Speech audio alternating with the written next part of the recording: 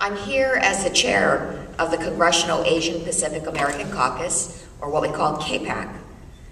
We are a group of 30 congressional members who advocate for the needs and concerns of the Asian Pacific and Pacific Islander community. Our group includes members of Asian Pacific Islander descent, as well as delegates from the U.S. territories, and members who represent large Asian Pacific Islander constituencies.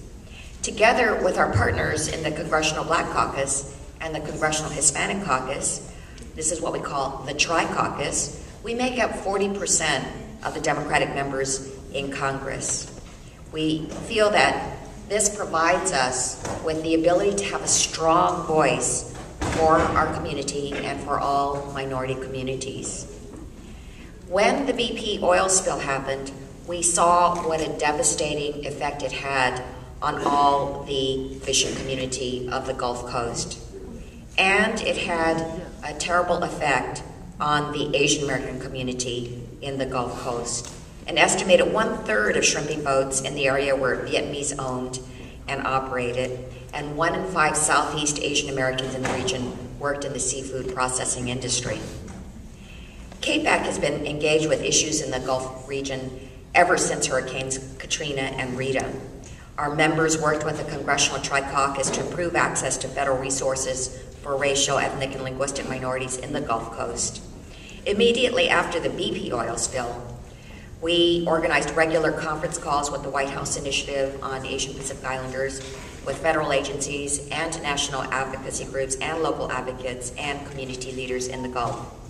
We also supported efforts to help non-English speaking victims of the oil spill to file claims, to provide small businesses and fishermen with special consideration for government-backed loans, and to inject more money into the nation's emergency oil spill cleanup fund.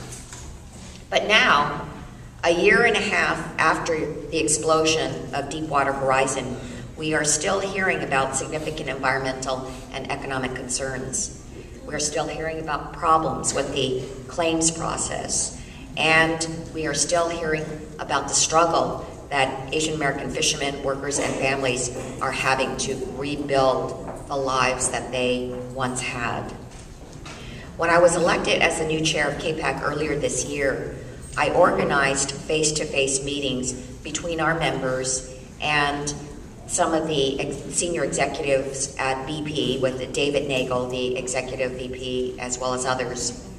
And that was right before they were to hand over the claims process to the Gulf Coast Claims Facility.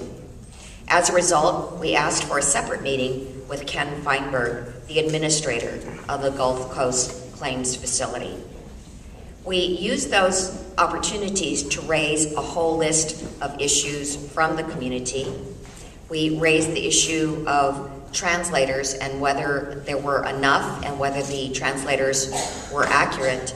Mr. Feinberg believed that GCCF has bent over backwards to conduct outreach to the API communities, and we want to hear your feedback as to whether that is true.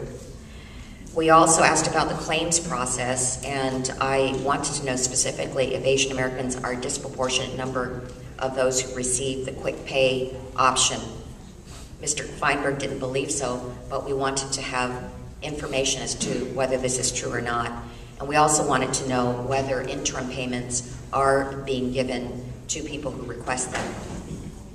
We also asked who is responsible for job training and economic development, and Mr. Feinberg said it was clearly BP's responsibility to help with recovery and rebuilding, and suggested that there be substantial grant money to assist with such recovery efforts, and I'm wondering if there is follow-up on that. We also pressed Mr. Feinberg to be here today, and he actually did readily agree, but the dates did not work out. But we felt that it's really important to have an ongoing relationship between those of you that are so active here and Mr. Feinberg. So I must tell you that he did agree to have an ongoing advisory board with whom he would meet on a continual basis.